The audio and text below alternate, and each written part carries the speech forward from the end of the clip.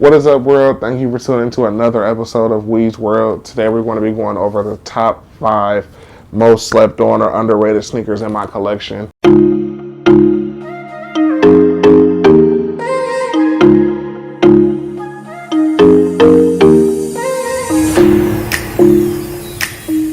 Now, when I say slept on, what I mean by slept on is just that these are sneakers that are usually overlooked in the sneaker community. Hype beasts usually don't care to invest in these sneakers, so you don't have to pay a crazy amount of resale. And usually the OG sneakers head usually have a lot more value and appreciation for some of the sneakers I'm about to show. So again, it's just something I thought would be super fun and creative to do. I like to really pull out the slept on sneakers that people are always looking for and let people always ask, yo, what are those? Where did I get those from? And stuff like that. And so yeah, that's what we're going to go over in today's video. Without further ado, let's just go ahead and get into it. Starting off here with number 5 is going to be the Mocha 3. Now, this is definitely one of my favorites in my collection. This shoe, when it re-released this time, it hadn't released any time before that for a very long time. So excuse the wear on mine because, like I said, I do like to pull out my slept on sneakers. But anytime that I do, if there's an OG sneakerhead around and they know, like I said, this shoe hasn't been out. I think this is only like the second release of this sneaker, and it's just super slept on. It didn't immediately sell out. It wasn't one that people were turning their heads for that, you know, say something like a Lightning 4 that hasn't came out in almost just as long as time is getting a lot more attention, right? But something like this, the release is pretty much the exact same. Super slept on sneaker release.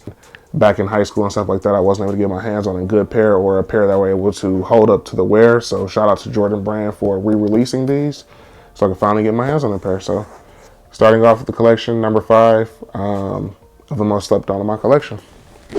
Moving on to number 4, I'm going to switch gears here a little bit. I know that this one is a little bit more obviously hyped in price, but compared to the name for what it is, people just, the Dawnbreaker 7 for whatever reason just doesn't live up to the Dawnbreaker Jordan brand hype. So I definitely like to think that this one is pretty slept on. The colorway is dope. It's super unique. The details in the shoe and everything like that are just so good. Even, like I said, excuse the wear on mine, but even the bottom of them, just so much detail.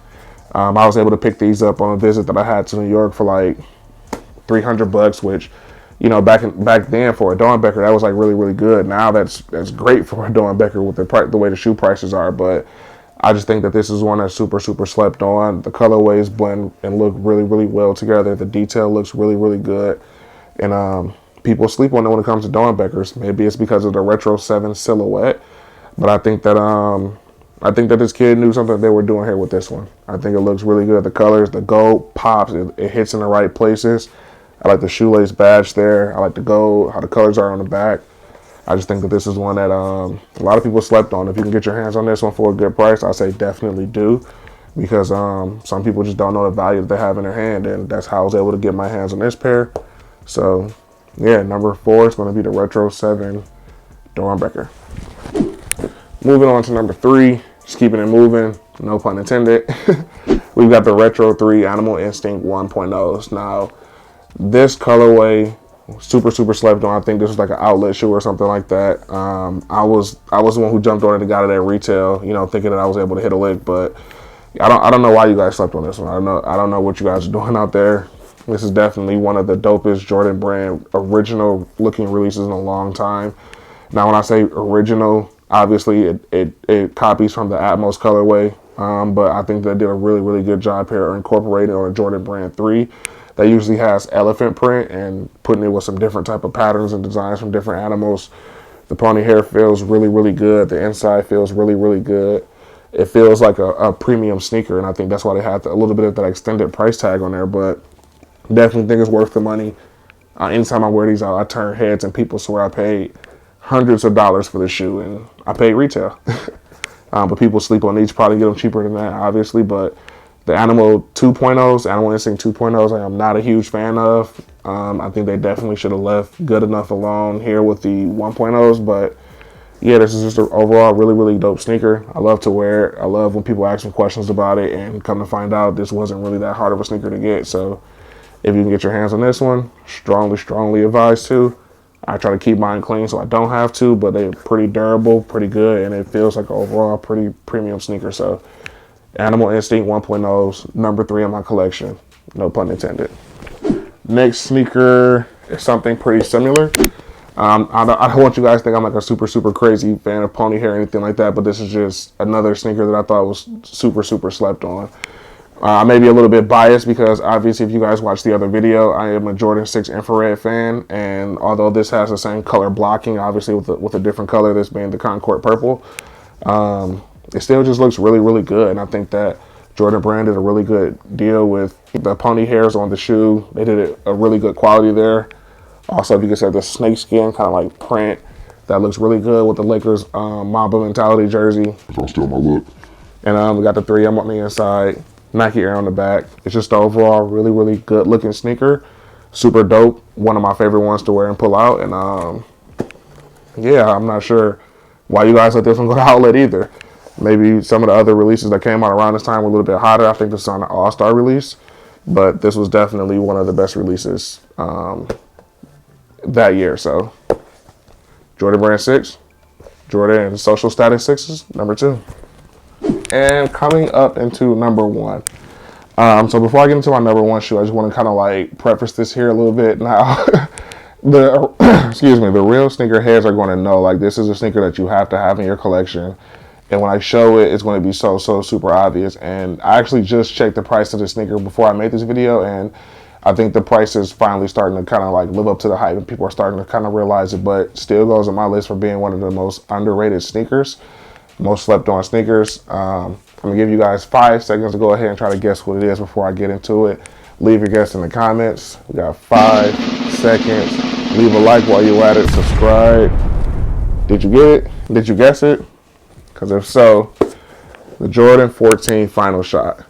This is so slept on of a sneaker. Excuse my wear, because this is definitely one of the ones that I go to, just because if you know, you know. Drive.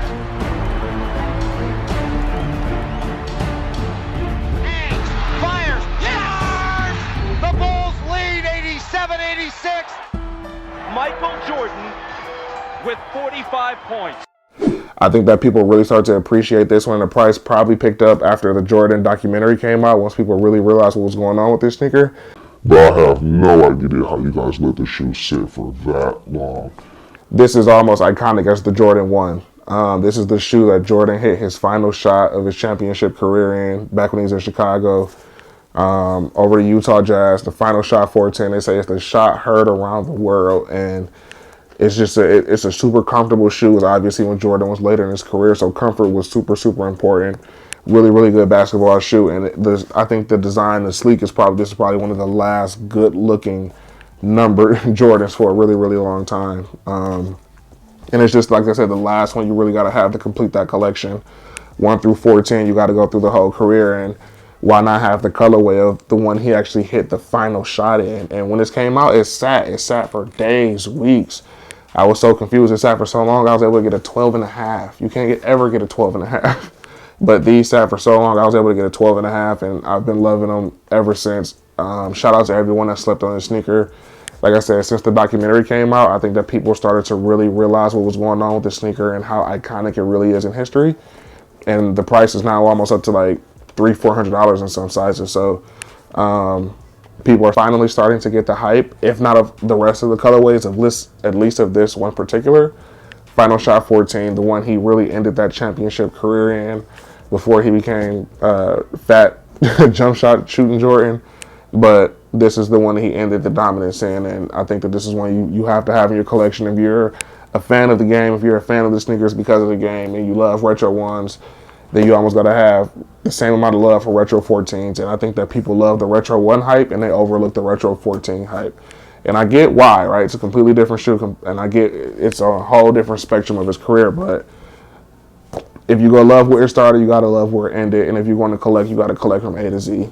And I think that a lot of people like to skip Z on the collection. And if you're going to get the 14s, in my opinions, this one, the Ferraris, and the Dawnbreakers are definitely the ones to have. But I definitely think that out of those, this is the most slept on. So Jordan 14 Final Shot is, in my opinion, the most slept on shoe in my collection.